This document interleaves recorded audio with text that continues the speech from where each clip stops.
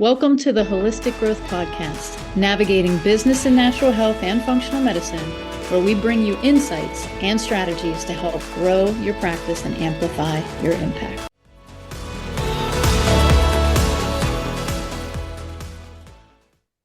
Hey, everybody. Welcome to the Holistic Business Podcast, sponsored and hosted by Get Healthy Store. I'm Dr. Tracy. I am the Chief Health and Growth Officer right here at Get Healthy Store.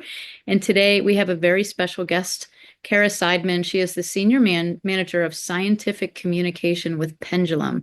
And I have to say, I've recently used these products, Kara, and I'll have to tell you my story during our podcast of the impact that it had on a small child. But before we get into that, let's talk about the topic at hand. So we're talking about gut microbes and GLP-1s. This seems to be a hot topic. And, making this the essential link for optimizing your patient outcomes. So, Kara, we're so excited to have you here. Thank you for being here. Can you tell us Thank you. about Thank you. yourself? Yeah, thank you for having me. Like you said, I'm Senior Manager of Scientific Communications. So I talk about the science because there's really exciting science, not just around the microbiome and all these unique microbes, but in the metabolic space and how we can really utilize microbiome therapeutics in achieving better health outcomes. So really exciting. And I'm a dietitian by trade. I've worked in various patient demographics from diabetes to my last 10 years in functional gastroenterology. So really enjoyed in the patient space, but now love talking to other healthcare educators in deep diving into the microbiome and how that's such an essential tool now in our practice. Oh, absolutely. And I feel like consumers are really educated after Yes. COVID. They're looking for the science, and it's not too much anymore. We used to tell people, put it in lay terms, but most people want to understand how and why it works. That's what I appreciate about Pendulum. They do back their products with studies, with science. So you are an absolute bonus to their system, I would imagine. Yeah, and I think it's so important because as we've worked in this space, so many times consumers are coming to the provider asking about ingredients or products or probiotics, whatever's out there. And so it's so important that we have these areas of education that aren't just there to educate consumers and patients, but really educate providers because there's a lot of stuff and the science is constantly evolving. And I think it's exciting to have companies like Pendulum that are putting the science behind the products. I think that's a unique characteristic and a unique trait in this sort of functional and supplement and probiotic space. And so I love that so much about Pendulum. Yeah, so they actually hit the market, from my experience, as a gut health product with Mhm. their launch product, which was Akkermansia. So can you give us a little history on Pendulum, what they stand for, maybe give us some product names and examples, and then we're going to get into the topic at hand of GLP-1 and optimizing that journey. Yeah, so you're absolutely correct. We're a biotech company and really our founders, Colleen and John, this was over 10 years of R&D research of identifying something unique in this microbiome space, identifying that the microbiome is really an important foundation to health, and really identifying these key strains that now we know are often going missing. And you really, hit the nail on the head when you said Akkermansia, which is sort of the shining star of the microbiome, which I know we'll talk a little bit more about. And so Pendulum and the scientists behind Pendulum, put in years of extensive R&D, really utilizing some of the most up-to-date technology in not just being able to identify these strict anaerobes, so these bacteria that live in the deep depths of the microbiome, but really using technology to learn how to bring them to market and start to mass produce them. And so this was truly innovative, which I would say is one of the pillars we stand by is innovation,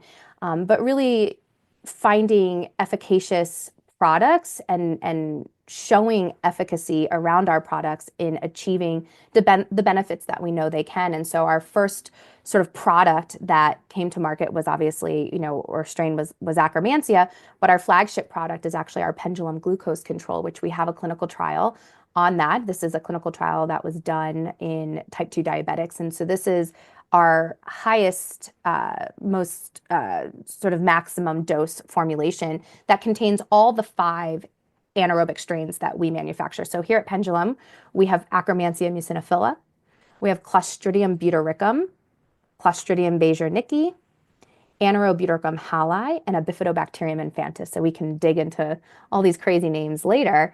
But when we put those products together and we did a clinical trial that basically studied type 2 diabetics, and there were a few different arms, but ultimately the 5-strain formulation, our pendulum glucose control, showed improvement in glucose spikes. So we saw after 12 weeks of probiotic supplementation, a 33% reduction in glucose spikes. We also saw a 0.6 reduction in hemoglobin A1C, which is incredibly meaningful, enough to take someone, from being diabetic to pre-diabetic and pre-diabetic to non-diabetic.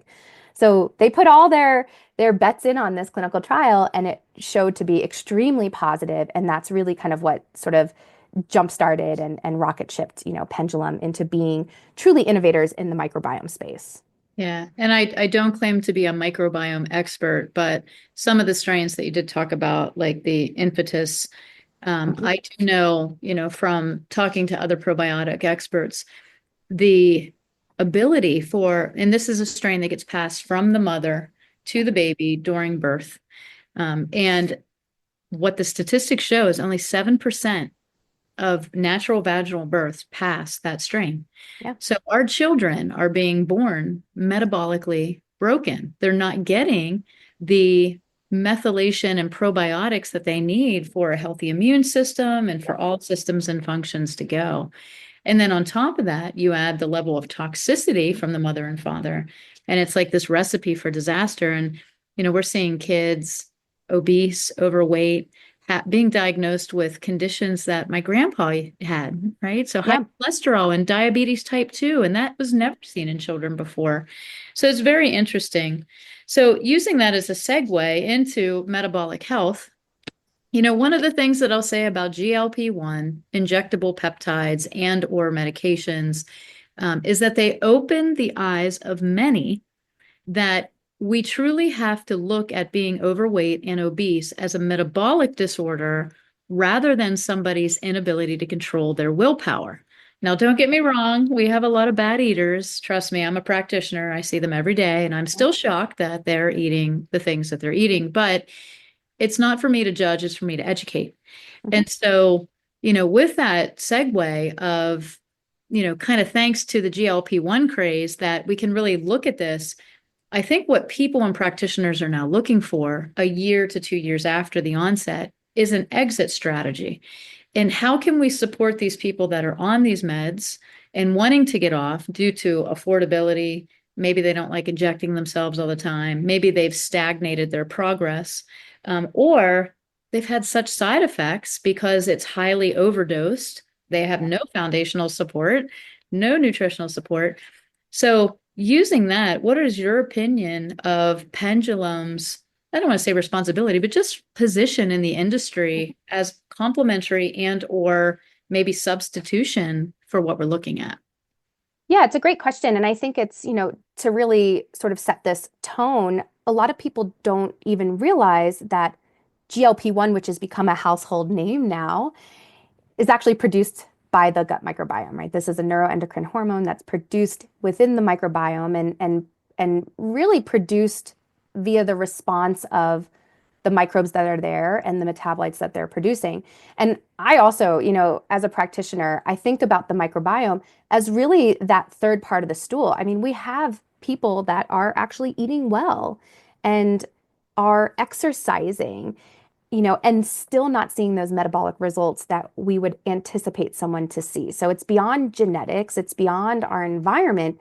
And we don't often consider the microbiome as part of the picture, but it is. And you really hit the nail on the head in saying, some of this is really precipitating, even before we're born based on our maternal microbiomes and is really influenced by, all these sort of microbiome disruptors that we face in our day-to-day life. So I agree with you 100%, being overweight, being obese shouldn't be looked at as, oh, you don't have control over what you're eating, or you're just choosing bad things, or you're not choosing the right things to eat. We really have to look at it as obviously a metabolic dysfunction, but even more so as a microbiome dysfunction.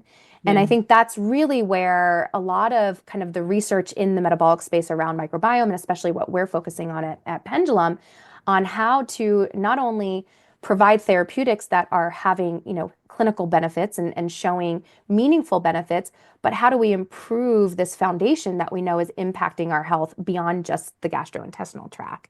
And that's where I think from a GLP-1 standpoint, this isn't a conversation on this or that, what's Right. better, what's not better, because it's different. So when we look at the difference between exogenous or natural GLP-1, this is produced by the microbiome. This is produced in response to eating.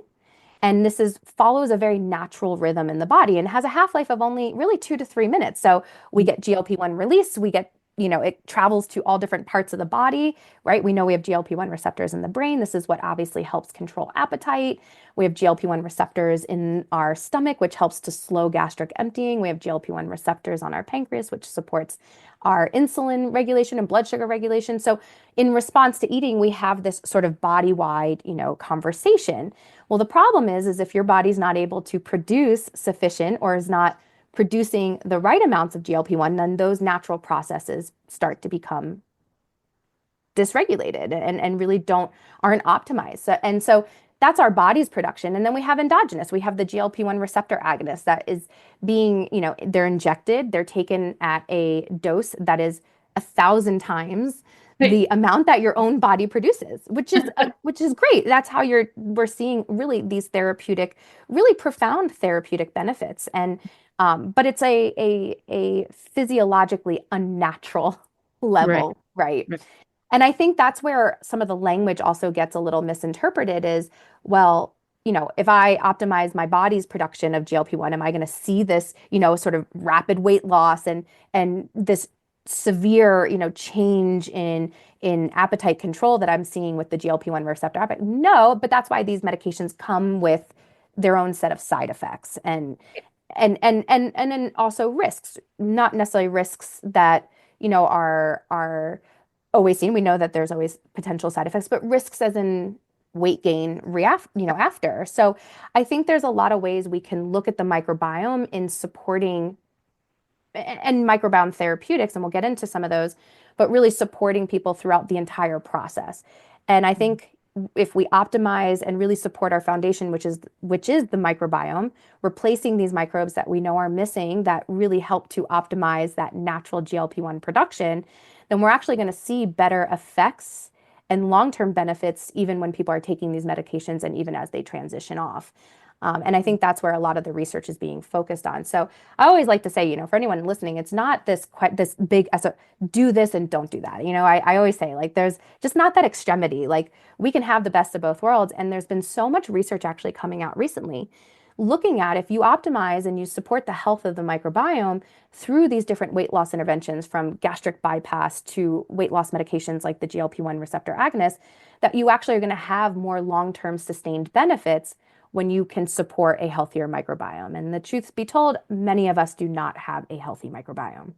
We don't. And I just want to say thank you because you're the first person I've interviewed that holds the exact same position as I do. And Yeah. not that we're right, but just that we have to step out of the emotional part of it of like, yes, no, right, wrong, good, bad, and see people for where they are. I don't live Exactly. in somebody's body who has struggled with metabolic Nope. dysfunction their whole life and is on numerous medications, cannot function in activities of daily living, can't get down on the floor or get back up. Yep. And here comes this product, right? Whether they're taking a GLP-1 or a GLP-1 GIP Yep. together, and they implement it and they get results.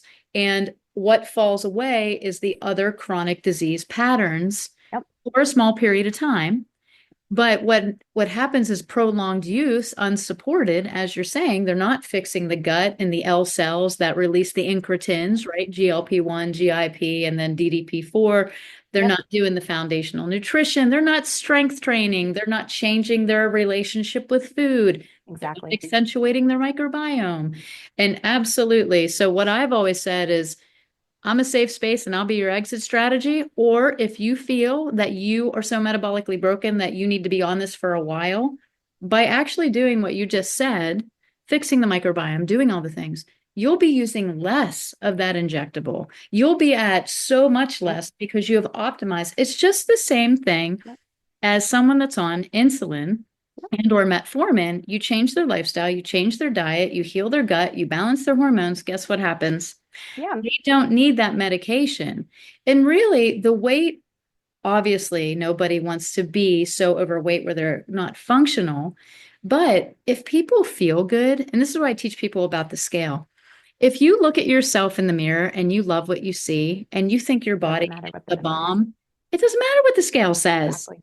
Yep. right? It's mental. And so when people don't feel well, they have no energy, they're limited in movement, or they're ashamed, Hmm. they have a different feeling about their body than people that don't. And so no medication is going to change that.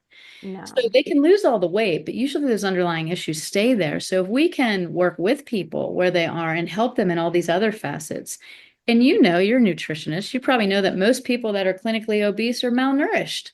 Yep.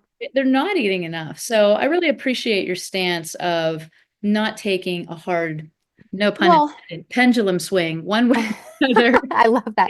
And on the process. I just think it's important, and this is just the way I've practiced as a practitioner, is I have to meet my patients and my clients where they're at.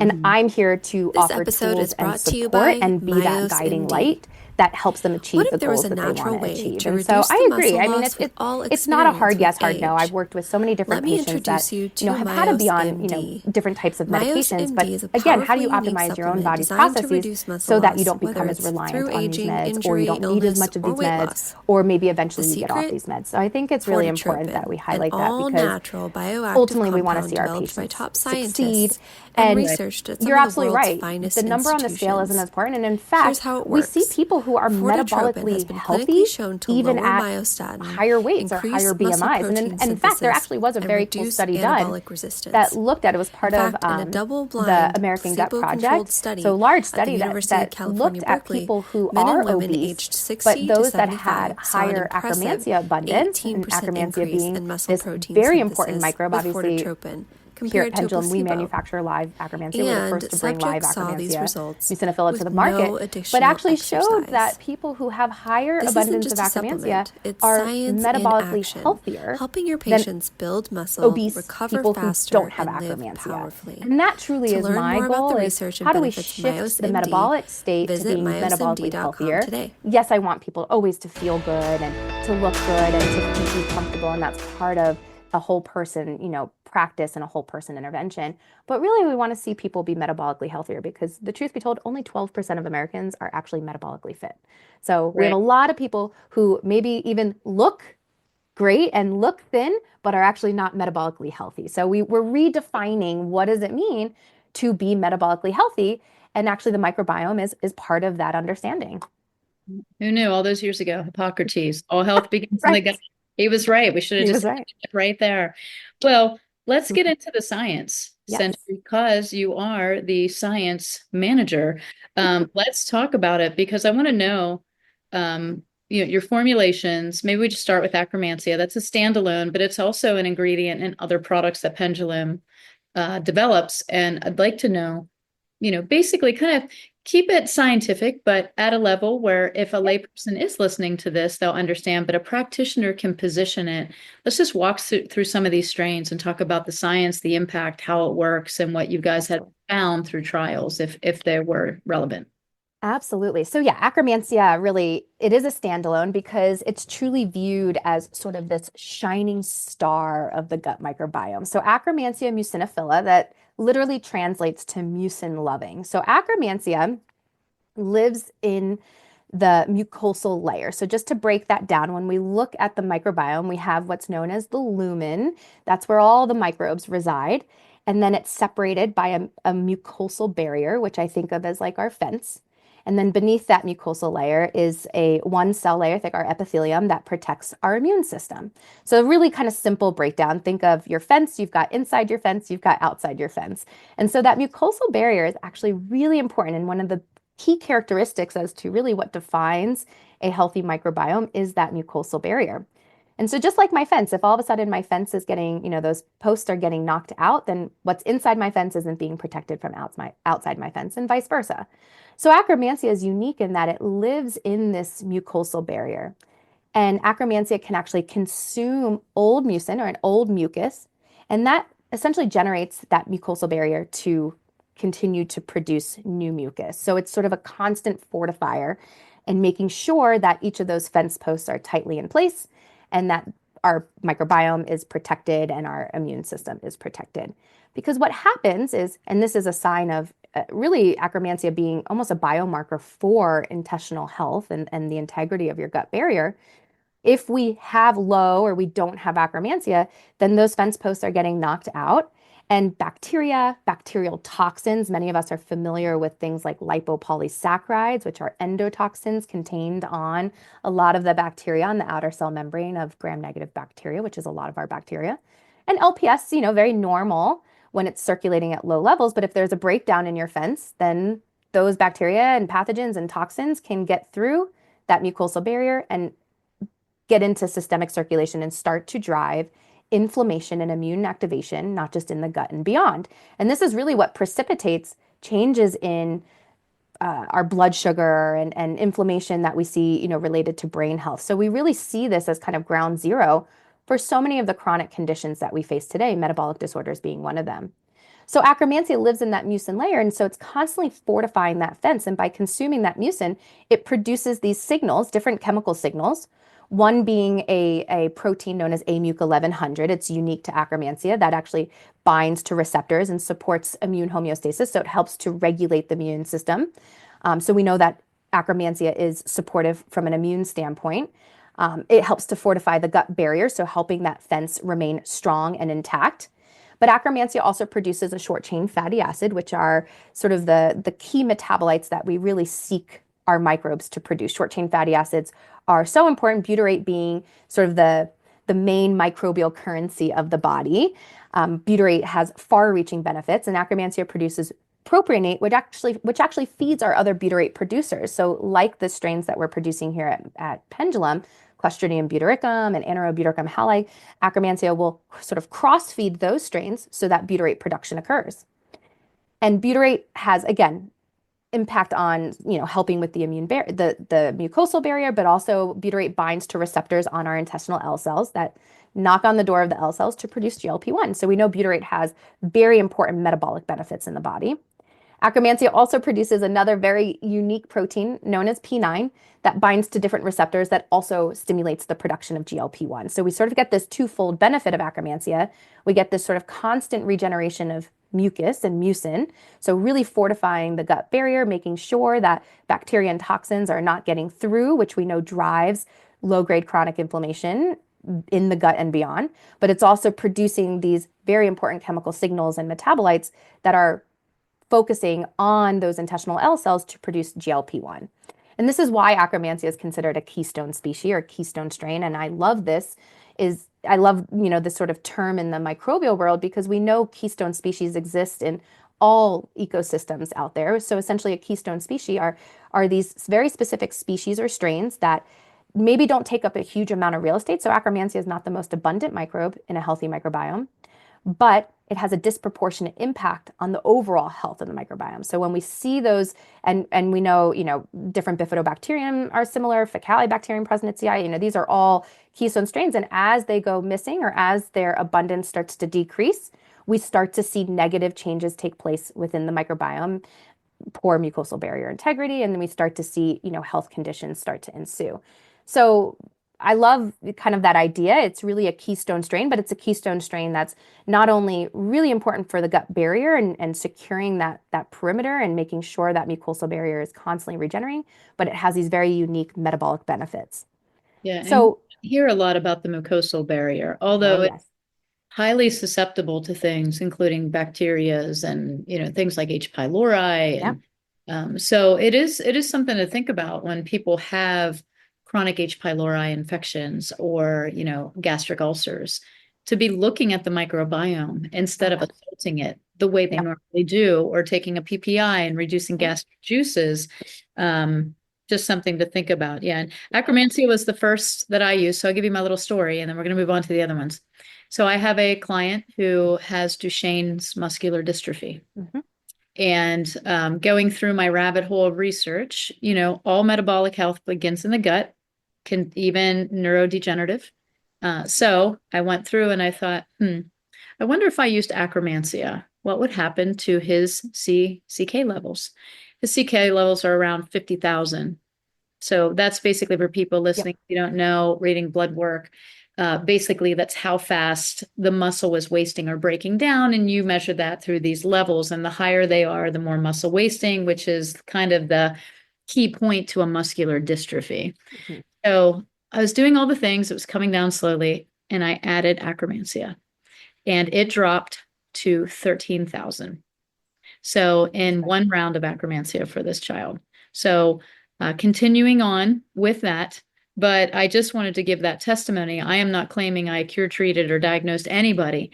I'm just saying that the gut microbiome and this specific strain in the whole entire process of metabolic health is not reserved to weight loss, that we have to look at metabolic health as global. As you said, it talks to everything. It's talking to your neuroreceptors of the brain. It is talking to pancreatic cells. I mean, it is everywhere. I always say, you know, cancer is a metabolic issue, cardiovascular disease, metabolic, diabetes, metabolic, neurodegeneration, metabolic. Hormone issues are metabolic. So it's not isolated. And by putting in one little strain, just one, you can effectively change and enhance the life and health of so many people. So just wanted to give you that little testimony. I love that. We're gonna have to get that on video so we can. I love that, and I do. I think it's so important, like you said, that when we think of other global conditions and other health issues, that so many of these are microbiome disorders, and so it's beyond the days of only Mhm. looking at our genes or only looking at your lifestyle or only looking at, you know, what's happening in the environment, and we really have to think about the microbiome as being part of your whole person intervention. And I think that's exciting. And truly, you know, the mucosal barrier, just going back to that, it really is ground zero. I mean, so much of the sort of chronic low-grade inflammation that we see, that's really at the foundation of all these conditions that you just mentioned, that if you have a breakdown in your mucosal barrier, it's really setting the stage. It's kind of lighting that fire. And so I agree, you know, Akkermansia has always been a part of my intervention, because if there's signs of dysbiosis, even if we're not doing stool testing to look at it, which we don't necessarily have to do because we know that sort of low-grade chronic inflammation is rooted in the microbiome, that mucosal barrier is really one of the first things we want to think about in helping to repair and fortify. Yeah, simple strategies. You know, it's like if Yeah, I have to pick one thing, like let's yeah. go. I always say when in doubt, start with the microbiome. Exactly. I mean, Yeah. you are what you eat and you are what you Yep. don't eat, you know. So let's talk about some other strains, because you Yep. do have the glucose control that has 5 strains. We have a lot to Yep. talk about. Why don't you pick the next one that you think is most relevant and what you want to chat about? Yeah, so we have our pendulum glucose control that and our pendulum metabolic daily. They both contain all 5 strains of the strains that we produce here at Pendulum. So I'll kind of lump them together because Clostridium butyricum, Clostridium beijerinckii, and Anaerobutyrium hali, you know, these are very prominent butyrate producers, right? They have them Clostridium butyricum, Anaerobutyrium hali. They have it in the name, right? Um, and so these are prominent butyrate producers, and so butyrate being obviously, you know, one of the most important short chain fatty acids. We know that low butyrate is associated with every condition that you just mentioned, from neurocognitive to neurodevelopmental to um, obviously metabolic conditions to even, you know, cancer and autoimmune issues and GI dysfunction. So these are prominent butyrate producers, but also work very closely with Akkermansia. As I mentioned, Akkermansia is a cross feeder. So what's so unique is sometimes when we put a bunch of strains together, and this is very important, when we put a bunch of strains together, like even some of our common bifidobacteriums and lactobacillus, they can actually compete with each other. So you can have strains that have benefits individually and show improvements, and then all of a sudden you put them together in a capsule, you take them together, and they completely wipe each other out. And I think that's really profound, which is why when we're looking to probiotics, when we're looking to putting strains together, you have to do that finished product research to show that they're compatible. And so these are strains that are not just compatible with one another, but extremely compatible with Akkermansia because of that ability for Akkermansia to cross feed, so that these strains are getting propionate so that they can produce butyrate, which is what we want. Right. And butyrate, you know, again, has far-reaching benefits, but butyrate also supports the production of GLP-1. Butyrate binds to our G protein coupled receptors on our intestinal L cells. But we know butyrate also crosses blood-brain barrier and helps to support blood-brain barrier integrity. Butyrate helps to increase the expression of our tight junction protein. So again, it has that gut barrier fortification.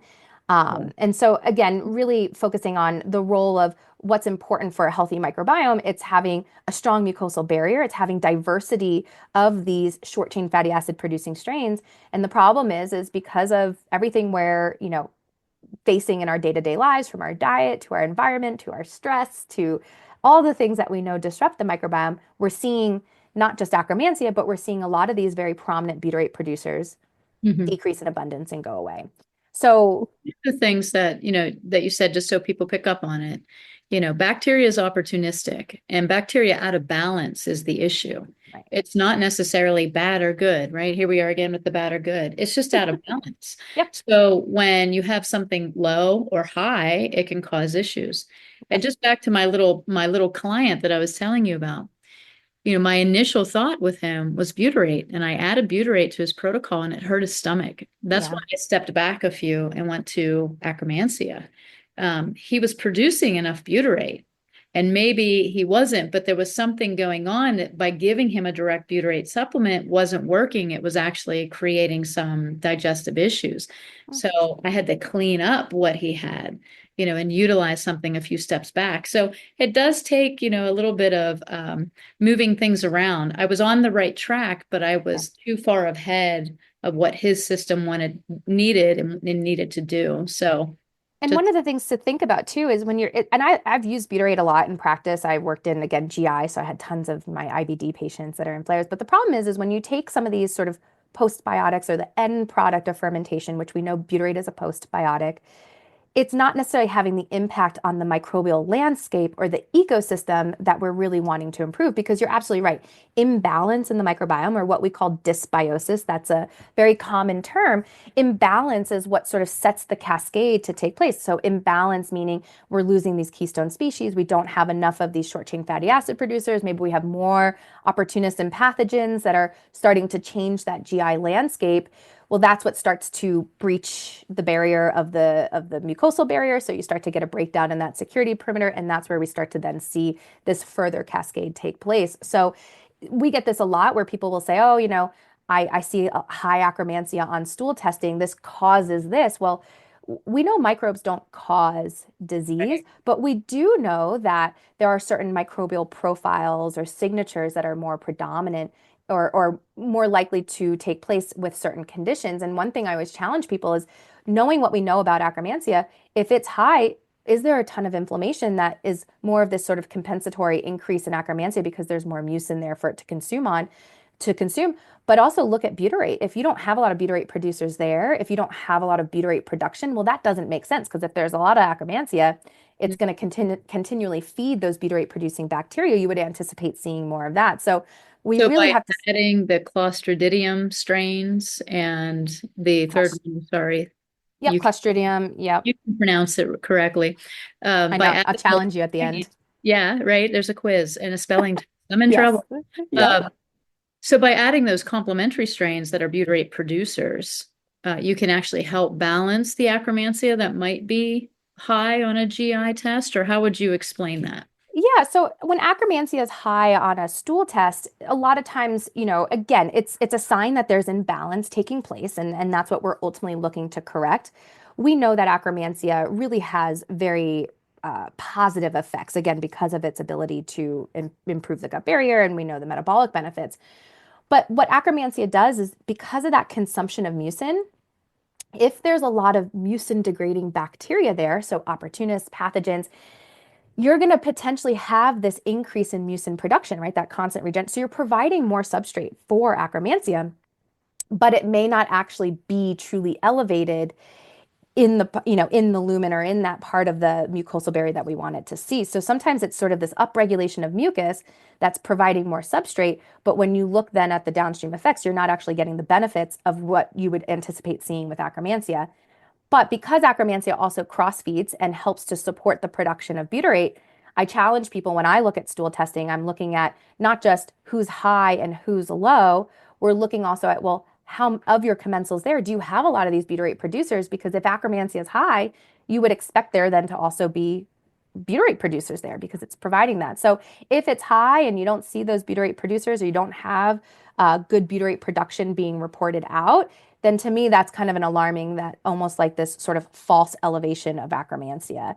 So in those cases, when I see people that have high Akkermansia, but there's a lot of dysbiosis, I usually start with prebiotics and polyphenols Okay. because that's just going to ultimately help to sort of prime and support the GI environment. And we know that polyphenols are things like green tea extract. In fact, we have a polyphenol booster that we love. We took a bunch of different polyphenols against our specific Akkermansia strain, and we looked at which polyphenols our Akkermansia preferred. So I like to think of it as like a precision polyphenol almost.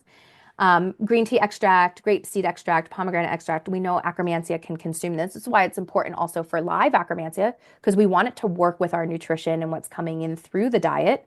So it's going to consume those polyphenols, and that's actually going to help support Akkermansia abundance and help to support healthy levels of Akkermansia. And so that's really important when it comes to uh, again, kind of supporting the overall GI environment and the overall landscape. So that's one of our practices, and I always encourage kind of starting with prebiotics and then looking at obviously symptoms and what else is going on, in the person, not just from a microbiome standpoint, where then I might start adding in a multi-strain that's going to help support the overall GI environment. And so those are essentially kind of our products. We have one more product, our GLP-1 Pro, which is Akkermansia muciniphila. We also have Clostridium butyricum, as well as Bifidobacterium infantis. So just 3 of the strains and really focusing on, again, optimizing our GLP-1 production. And we have a lot of people that are utilizing not just that product, but all of our products with people who are using GLP-1 medications as a way to not only support their side effects, because we know these strains, Akkermansia, Clostridium butyricum, really, because of that butyrate production, because of that gut barrier repair, really help to support GI dysfunction. But we have a lot of providers that are also using it as a way to help transition people off of these medications. We did a consumer survey on our GLP-1 probiotic that within 6 weeks, 91% of participants reported reduced food cravings. So again, looking at what does GLP-1 do in the body? It supports appetite control. It helps support blood sugar regulation.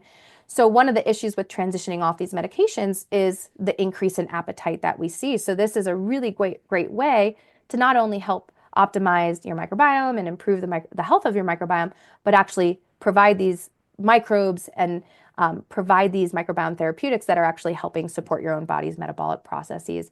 But we also have providers that are using these probiotics in conjunction with GLP-1 medications. Again, you're then helping work with your own body's natural rhythm of GLP-1, helping improve blood sugars. So we have kind of a wide variety of how practitioners are reporting use of it. I would say ultimately our pendulum glucose control, this is our highest dose formulation. This is what we did our clinical trial in type 2 diabetics. I think this is a great one for anyone who's really needing to see that change in blood sugar and really helping to shift that A1C. So I'll have people do that for, at least 12 weeks, but anywhere from 3 to 6 months. And once they see that optimization and they start to see that change in their A1C, they can then drop down to, say, Pendulum Metabolic Daily, which is a really great general daily probiotic, or even our GLP-1. And so there's options as far as protocolizing and customizing, each step of the way and how we utilize these strains. Yeah. Now the Akkermansia I use, the client is 6 years old. Oh, interesting. Duchenne's. Now, with children, we're seeing, GLP-1s are approved for kids now. And again, not criticizing anybody, not for or against, just having the conversation. How would you position Pendulum in that area for children? I think about kids so metabolically broken, and they're kids. They want the fruity pebbles. They're going to go and try to sneak the candy. But if we can help optimize their microbiome, even if they're not eating healthy 100% of the time, what would you feel about positioning a product for kids? What would the product be, and what would you say is a safe way to dose it? So great question. And I think this is aside from metabolic health, I think the next area of really important focus is the pediatric world and the pediatric microbiome. And the hard part is, and even our studies are all done in adults. because of the capsules. So there are practitioners who are giving it to kids that are, opening the capsules up and these are strict anaerobes. So obviously, as they get exposed to oxygen, they can die. But we know that strains that die can also maintain some viability, not all the intended benefits that is meant to be seen. So I think, we haven't done any clinical trials. We haven't done any studies to show benefits in kids, but definitely anecdotally from what I'm hearing through providers that they are utilizing single strain Akkermansia, utilizing things like metabolic daily in children, especially if they can swallow capsules. So I think it's safe. I Yeah. think it's fine. Probiotics, I will say in general, are Right. safe. Obviously, I'm very cautious as a practitioner with, certain really immunocompromised Mhm. population. Mostly for me personally, I'm very cautious with live probiotics in like the chemotherapy world, although we are looking at trials and looking at that, but that's to each their own, right? Like I just kind of take more of a cautious role. But for the most part, in other demographics, probiotics are very, very safe. So I think people can play around. I don't think there's concern. One thing I will say is when you use multi-strain probiotics, so like our Pendulum glucose control or even metabolic daily, that people can sometimes feel some GI disturbance initially. That's not a bad thing, actually. I always tell people that, when you take live probiotics, part of their job is to shift the GI environment. When you have Yes. pathogens, when you have opportunists, right, your environment is more alkaline. So a lot of these probiotics help to bring in more acidity, so bringing the microbiome back to where it's supposed to. So it's not necessarily a bad thing, but it's really nice sometimes to start. I often have people start with single strain Akkermansia, and then move to a multi-strain just to give some of that sort of priming and support of the GI environment. And then they're more tolerant of a multi-strain. But again, no contraindications. Probiotics are very safe and Yeah. I was telling you, it's just bacteria. Yeah. It's fights for you, not against you. we're But exposed to lots of bacteria all around us. Even my daughter who likes to drink out of the dog bowl sometime, right? Like absolutely. let's Oh, 2-year-olds love dog food. It's like on their list. They're like, we need some milk, we want this and some yeah. dog food. I know. My kids used to crawl over. I was like, ah, but after the second kid, I was like, eat up, then I don't have to cook you anything. So, but I bring that up not to put you on the spot with children, but it's an upcoming issue and is today an issue. And we do have to do something. So, one of the things that we don't see a lot of is the infantis. We don't see a lot of companies utilizing that strain. And from what I understand from all my research and experts in the field, it is a huge contributor to childhood methylation capability at birth. And Yeah. so when we're not getting it, we have to assume most of us haven't got it. So in your metabolic daily, it's in there. And that would probably be Yep. as a practitioner and not a pendulum position. I'm not speaking for your company, but for myself. As a practitioner, I would probably not hesitate in utilizing that product for a child that have metabolic issues. Because I'm not a fan of calorie restriction for kids. I'm a fan of optimizing food choices, more working with the parents because, it's Yeah. not the kid driving himself to the grocery store or through the fast food joint. It's usually the mom and dad. And I'm not trying to make anyone feel bad, but we all have become a very busy society. So can you Yeah. just touch on that Yep. probiotic, please, and just talk about its value? Yes, I'm glad you brought that one up. So Bifidobacterium infantis, it's a keystone species or a keystone strain in the infant microbiome. It's one of the first microbes to seed the infant microbiome. But also what's important to know about Bifidobacterium infantis is it's a primary degrader. And this is also very important for adults. So primary degraders are the bacteria that first come in contact with our complex carbohydrates, with our fiber, to break it down so that bacteria and strains like Akkermansia muciniphila and Clostridium butyricum and Clostridium beijerinckii and Anaerobutyrum hallei can then take that primary degrade, take those broken down fermentable carbohydrates and then produce short chain fatty acids. So I give the analogy of, patients that you've worked with. I know I've had this so often that say, oh, I started eating healthier and I have GI issues. my body doesn't like healthy food. I can't eat healthy food. I hear this all the time. It's not what you're eating, it's who are you missing. So most often they're missing these primary degraders. So our bifidobacterium infantis being a really important one, our ruminococcus, right? These are primary degraders. If you don't have them there, then yeah, and you're all of a sudden eating all this kale and Jerusalem artichokes and leeks, all these, FODMAP foods that we know feed our bacteria, your berries and your, broccoli and cauliflower, all these wonderful things. Well, yeah, you probably are going to have some gas and bloating because you don't have the guys there that are needed to actually start to break them down so that our other microbes, our other keystone and commensals can utilize that to actually produce those short chain fatty acids. So, a really important strain. I love that it's included in these formulations because, again, it's showing this sort of compatibility and this process of we're thinking about what happens when food enters the body. So we have something there that's going to initially break it down, and these strains that are important. So they're actually going to be able to utilize your nutrition coming in to produce these very important metabolites and signals that really offer, and have the intended benefits on the body. So amazing. yeah. Well, I've truly enjoyed this session, and Pendulum is extremely lucky to have you on their team. Thank you. So thank you for being here and educating us on this product because, practitioners want to learn, they want to position products correctly. And basically what I'm hearing is this can benefit everybody, especially anyone that's not in the 12%. So that sounds like almost all of us, because I don't know if I know anybody metabolically optimized, including myself.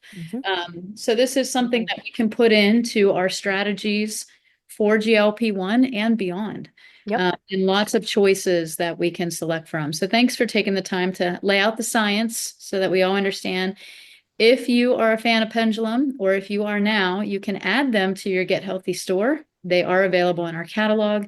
In addition to that, you can reach out directly to Pendulum for wholesale count if you are a practitioner, and they will supply you with lots of supplements that you can put into your clinic and start getting your patients and clients healthy today. So any closing remarks you want to leave with us, Kara? Yeah, thank you so much for having me. And I think what I always kind of leave practitioners with is we have this sort of interventional toolbox, and we shouldn't be afraid to work with the microbiome. And really, this needs to be part of that initial therapy in working with all sorts of patients, metabolic, patients included. And so have this part of your intervention. Like I said before, I often start with the microbiome because if you can optimize your foundation, like our house, then our structure is more stable. It's more resilient. Absolutely. Well, thank you everybody for tuning in. Make sure you share this with somebody who can use this information. Subscribe to our podcast. Don't forget to like us on social media. And I hope you come back to hear some more great, incredible information. Thanks again, Pendulum and Kara Siedman, for being here. And we'll see everybody later.